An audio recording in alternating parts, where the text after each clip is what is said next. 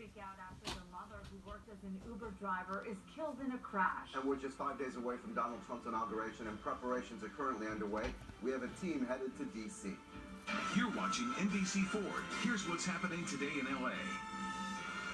Hi, good morning, everyone. It's Sunday, January 15th. I'm Michelle Valles. Hi, everyone. I'm Ocala Medina. Thanks for waking up with us. Let's say hello to David Figger because it's another beautiful day. It's another beautiful day, a little bit chilly, and we'll see plenty of clouds, a little bit different from the past day or so. But the good thing is that it's not going to be raining, at least for a couple of days. Nice break. Let's go ahead and show you the current temperatures outside. It's right now 43 degrees in Pasadena.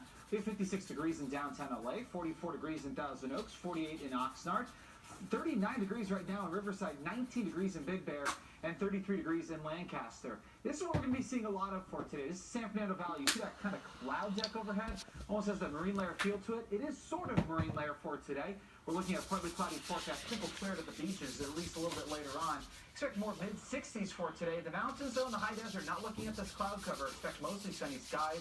Temperatures from the 30s in the mountains, 50s in the high desert. But we do have those changes coming later on in the week, and that does mean rain. I'll have more on that in just a couple minutes. Dave, thanks so much. If you're living in West Hollywood or the Valley, some good news for you this morning because using Laurel Canyon finally reopened at least some of the areas there. Crews reopening some of those lanes this morning. It was supposed to take longer, but let's check in with NBC4's Marin Austin for an update there in the area in the Hollywood Hills. What do you know, Marin?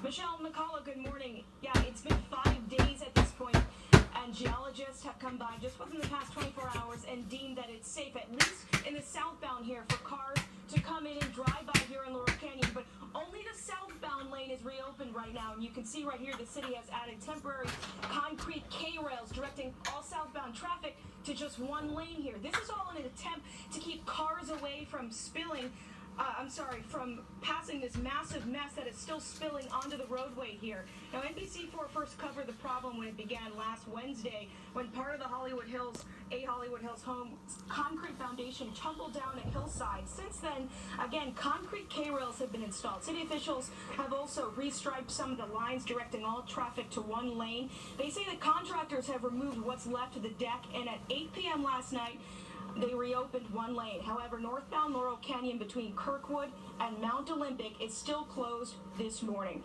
Back out here live, you can see still a lot of debris in the roadway here, a big mess to clean up.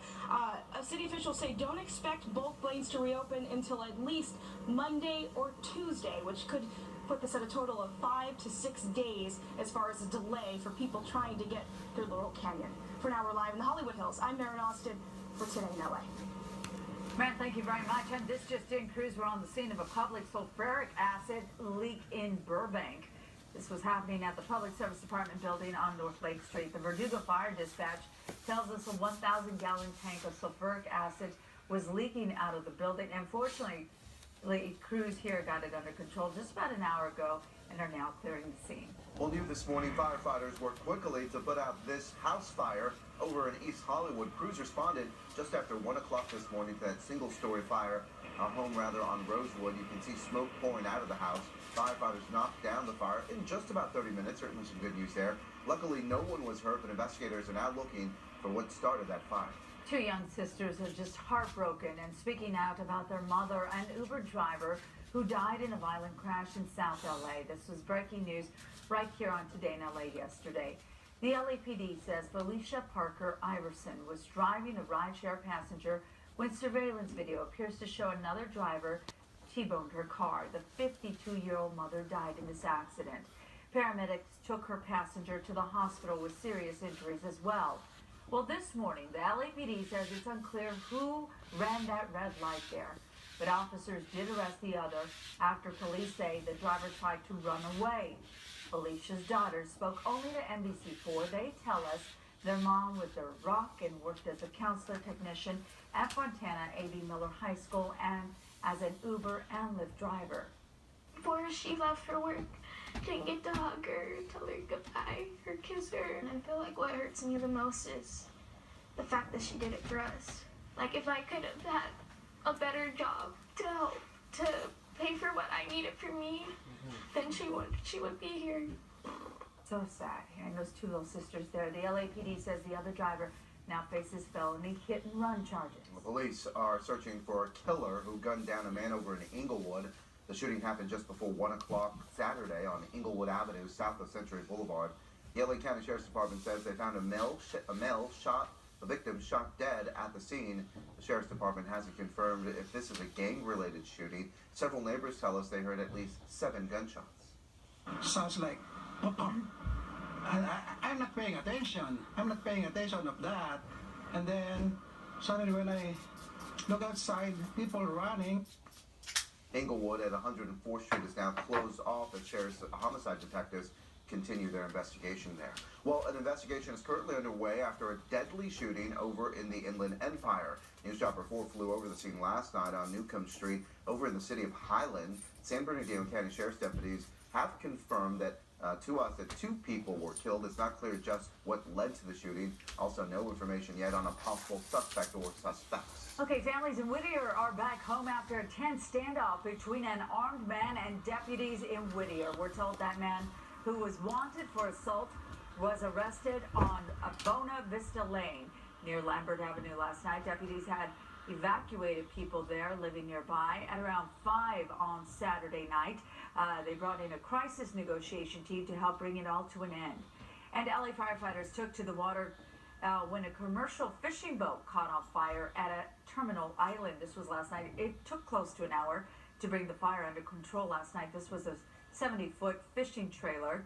The fire was out before the boat was badly damaged there. It remained afloat and there are no reports of injuries. Cause of fire under investigation.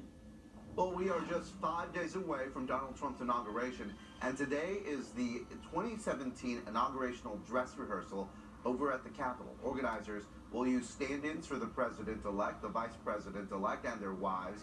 The goal is to practice the sequence of events, so the real inauguration ceremony goes off without a hitch. Meantime, Broadway star Jennifer Holliday has backed out of performing for the inauguration. She says she did not realize her participation would be interpreted as a statement for support of Donald Trump. New York Mayor Bill de Blasio, Reverend Al Sharpton, and celebrities including Mark Ruffalo and Michael Moore are planning a rally with thousands of New Yorkers outside of the Trump Tower on the eve of the president-elect's inauguration. The rally is being put together by groups including Greenpeace and the liberal activist organization Move On. At least 17 Democratic lawmakers are boycotting Donald Trump's inauguration, including California Congressman Ted Lieu. Says he will not be attending next week's inauguration.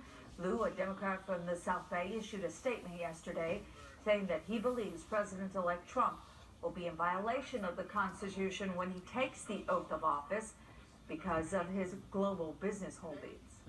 Carolyn Johnson, Michael Brownlee, and Conan Nolan are heading to D.C. for the inauguration of Donald Trump. Look for their live reports on the NBC4 News starting tomorrow. We'll also bring you the NBC4 News at 4 live from D.C. next week. I'm going to watch their Twitter feeds over the next couple of days, too. Lots All right, of stuff. getting ready to say goodbye. It's an end of an era for what is called the greatest show on earth. Yeah, after nearly 150 years, the owner is calling it quits when the final curtain will come down. And a reunion nearly 20 years in the making. We've been talking about this story all weekend. A woman who was kidnapped at birth is now meeting her birth parents face to face for the first time. Hello, thank you for coming. I'd like to start by answering the question that's on everyone's mind. Yes, this is real life. And he's back. Alec Baldwin returns as Donald Trump on Saturday Night Live and takes on Obamacare. We'll have all the highlights. And you're looking live right now over at Long Beach. Time now is 7:09.